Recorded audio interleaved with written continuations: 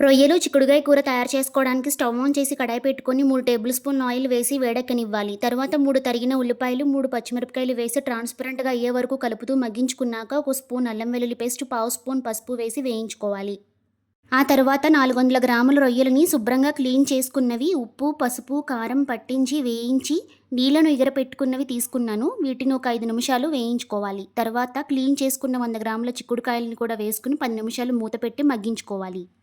చిక్కుడుకాయలు బాగా మగ్గిన తర్వాత ఒక టేబుల్ స్పూన్ కారం వేసి కూరకు పట్టించి ముక్కలు మునిగే వరకు కూడా నీళ్లు పోసుకొని తగినంత ఉప్పు రుచి చూసుకుని వేసుకొని కూర దగ్గర పడే వరకు ఎగరపెట్టుకోవాలి.